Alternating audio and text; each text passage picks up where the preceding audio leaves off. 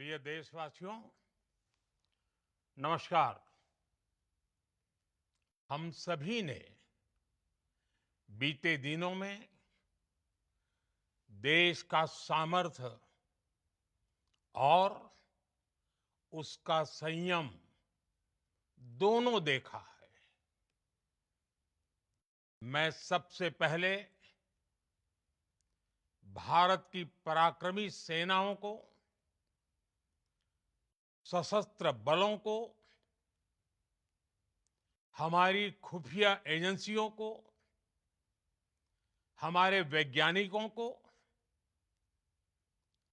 हर भारतवासी की तरफ से सैल्यूट करता हूं।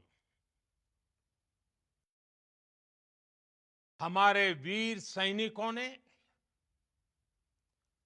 ऑपरेशन सिंदूर के लक्ष्यों की प्राप्ति के लिए असीम शौर्य का प्रदर्शन किया।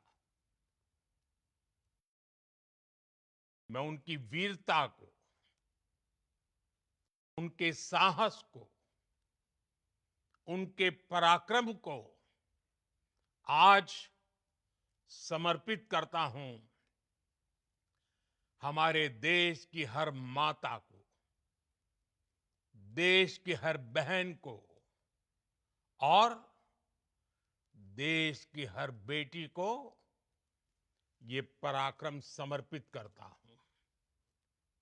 साथियों, 22 अप्रैल को पहलगाम में आतंकवादियों ने जो बर्बरता दिखाई थी, उसने देश और दुनिया को झकझोर दिया था। छुट्टियां मना रहे निर्दोष मासूम नागरिकों को धर्म पूछकर उनके परिवार के सामने, उनके बच्चों के सामने बेरहमी से मार डालना, यह आतंक का बहुत विभत्स चेहरा था, क्रूरता थी। देश के सद्भाव को तोड़ने की घिनौनी कोशिश भी थी। मेरे लिए व्यक्तिगत रूप से ये पीड़ा बहुत बड़ी थी। इस आतंकी हमले के बाद सारा राष्ट्र, हर नागरिक, हर समाज, हर वर्ग, हर राजनीतिक दल एक स्वर में आतंक के खिलाफ कड़ी कार्रवाई के लिए उठ खड़ा हुआ। हमने आतंकवादियों को मिट्टी में मिलाने के लिए भारत की सेनाओं को पूरी छूट दे दी और आज हर आतंकी, आतंक का हर संगठन जान चुका है कि हमारी बहनों बेटियों के माथे से सिंदूर हटाने का अंजाम क्या होता है। साथियों, ऑपरेशन सिंदूर ये सिर्फ नाम नहीं है, ये देश के कोटि कोटि लोगों की भावनाओं का प्रतिबिंब है। ऑपरेशन सिंदूर न्याय की अखंड प्रतिज्ञा है।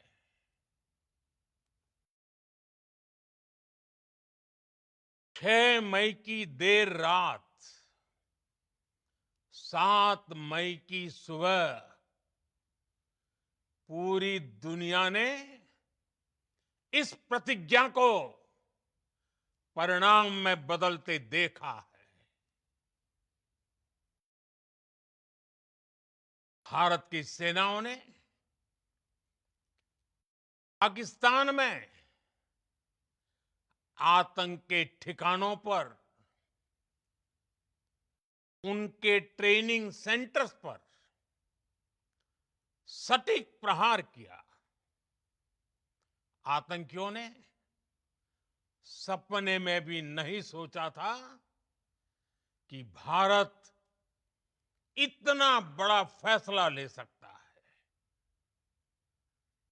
लेकिन जब देश एकजुट होता है, नेशन फर्स्ट की भावना से भरा होता है, राष्ट्र सर्वोपरि होता है,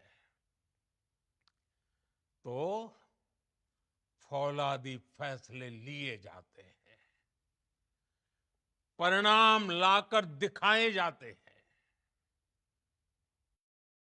जब पाकिस्तान में आतंक के अड्डों पर भारत की मिसाइलों ने हमला बोला, भारत के ड्रोन्स ने हमला बोला, तो आतंकी संगठनों की इमारतें नहीं, बल्कि उनका हौसला भी थर्रा गया।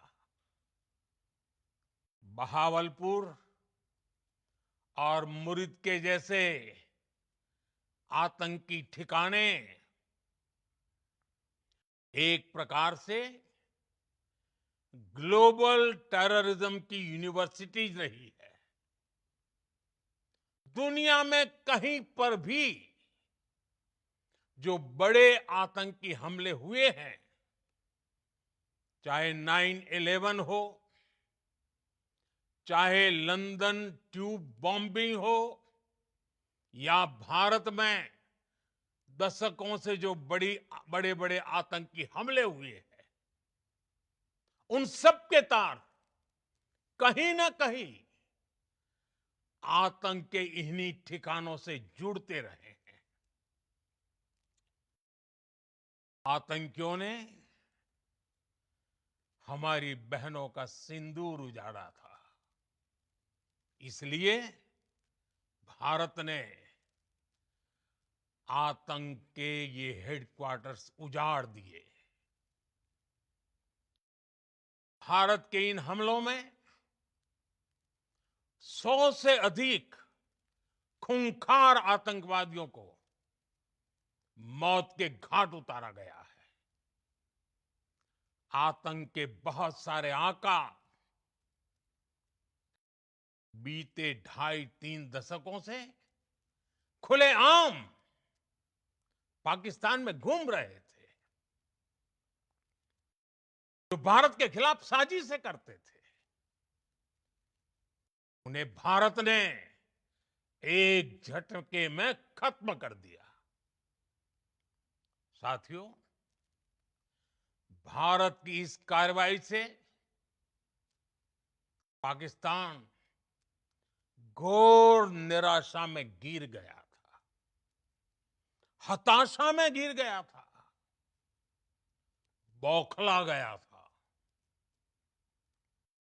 और इसी बौखलाहट में उसने एक और दुस्साहस किया।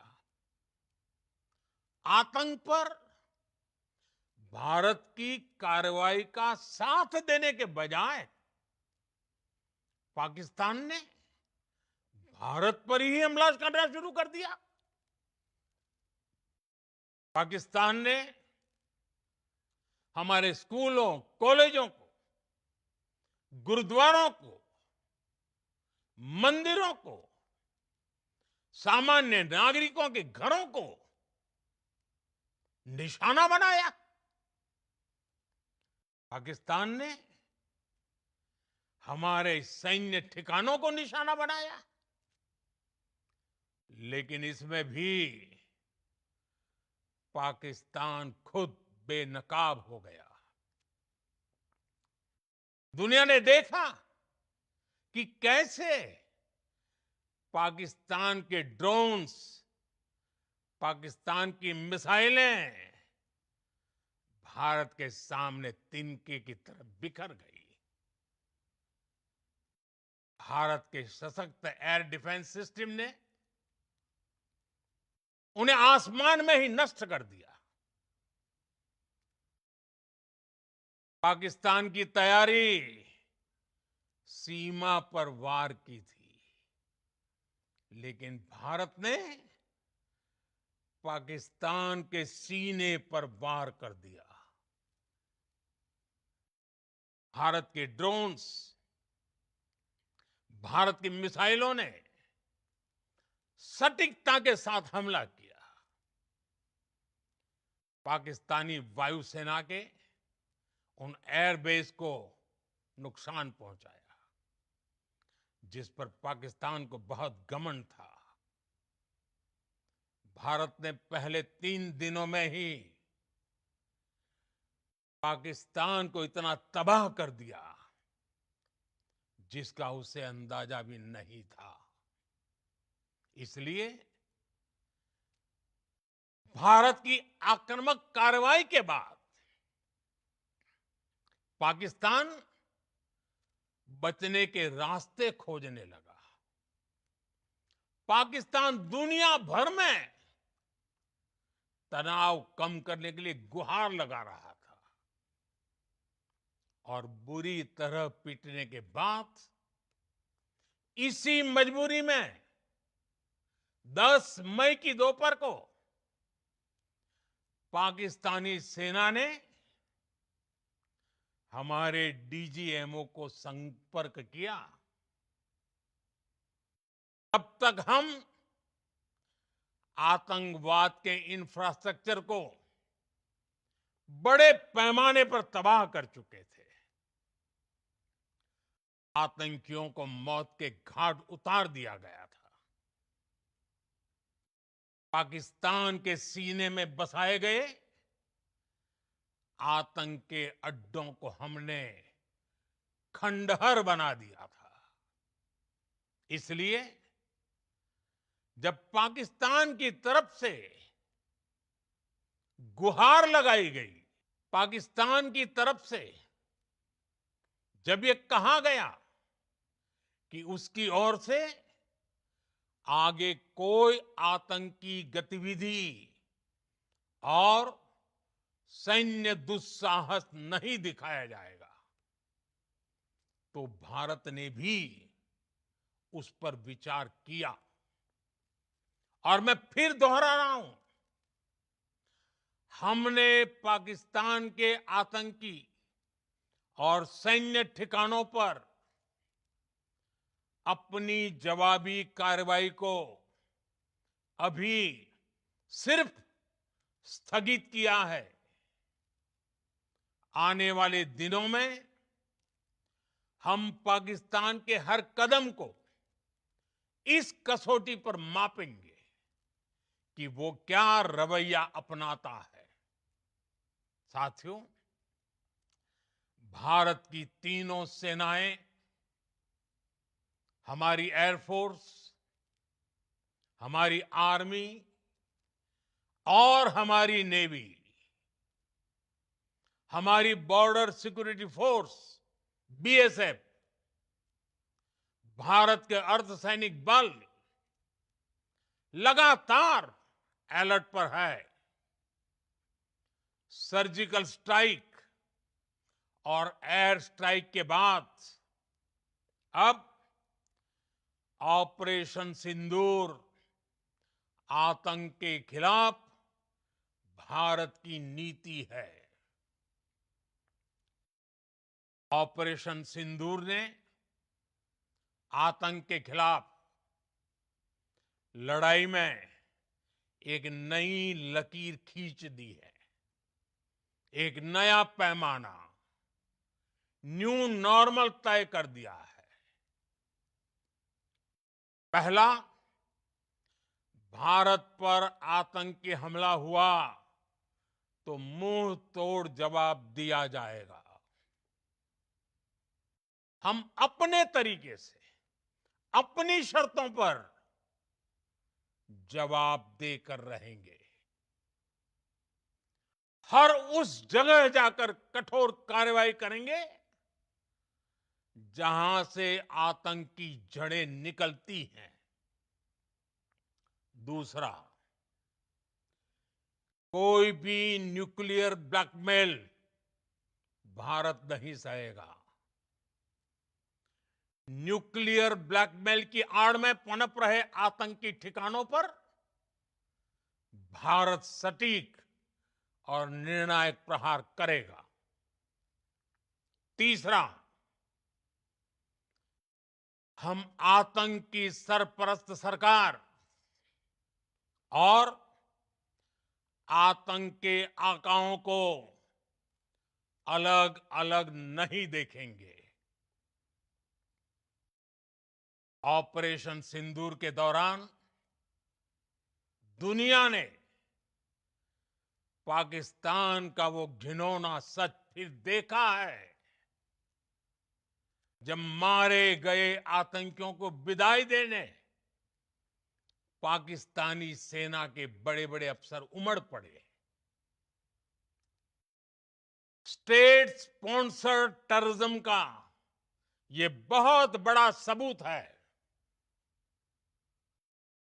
हम भारत और अपने नागरिकों को किसी भी खतरे से बचाने के लिए लगातार निर्णायक कदम उठाते रहेंगे।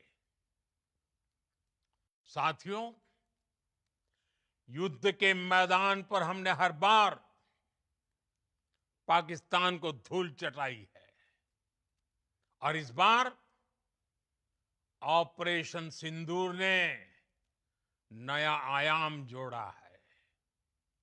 हमने रेगिस्तानों और पहाड़ों में अपनी क्षमता का शानदार प्रदर्शन किया और साथ ही न्यू एज वॉरफेयर में भी अपनी श्रेष्ठता सिद्ध की। इस ऑपरेशन के दौरान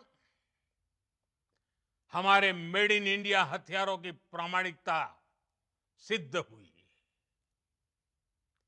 आज दुनिया देख रही है 21वीं सदी के वॉरफेयर में made in India defence equipments, इसका समय आ चुका है। साथियों, हर प्रकार के आतंकवाद के खिलाफ हम सभी का एकजुट रहना हमारी एकता, हमारी सबसे बड़ी शक्ति है। निश्चित तौर पर ये युग युद्ध का नहीं है, लेकिन ये युग आतंकवाद का भी नहीं है। टेररिज्म के खिलाफ जीरो टॉलरेंस, ये एक बेहतर दुनिया की गारंटी है। साथियों, पाकिस्तानी फौज, पाकिस्तान की सरकार जिस तरह आतंकवाद को खाद पानी दे रहे हैं, वो एक दिन पाकिस्तान को ही समाप्त कर देगा। पाकिस्तान को अगर बचना है तो उसे अपने टेरर इंफ्रास्ट्रक्चर का सफाया करना ही होगा। इसके अलावा शांति का कोई रास्ता नहीं है। भारत का मत एकदम स्पष्ट है। टेरर और टॉक एक साथ नहीं हो सकते। टेरर और ट्रेड एक साथ नहीं चल सकते और पानी और खून भी एक साथ नहीं बह सकता। मैं आज विश्व समुदाय को भी कहूंगा, हमारी घोषित नीति रही है अगर पाकिस्तान से बात होगी तो टेररिज्म पर ही होगी। अगर पाकिस्तान से बात होगी तो पाक ऑक्युपाइड कश्मीर पीओके उस पर ही होगी। प्रिय देशवासियों, आज बुद्ध पूर्णिमा है। भगवान बुद्ध ने हमें शांति का रास्ता दिखाया है। शांति का मार्ग भी शक्ति से होकर जाता है। मानवता शांति और समृद्धि की तरफ बढ़े, हर भारतीय शांति से जी सके, विकसित भारत के सपने को पूरा कर सके, इसके लिए भारत का शक्तिशाली होना बहुत जरूरी है। और आवश्यकता पड़ने पर इस शक्ति का इस्तेमाल भी जरूरी है। और पिछले कुछ दिनों में भारत ने यही किया है। मैं एक बार फिर भारत की सेना और सशस्त्र बलों को सैल्यूट करता हूं। हम भारतवासी के हौसले, हर भारतवासी का एकजुटता का शपथ, संकल्प, मैं उसे नमन करता हूं। बहुत बहुत धन्यवाद। भारत माता की जय। भारत माता की जय। भारत माता की जय।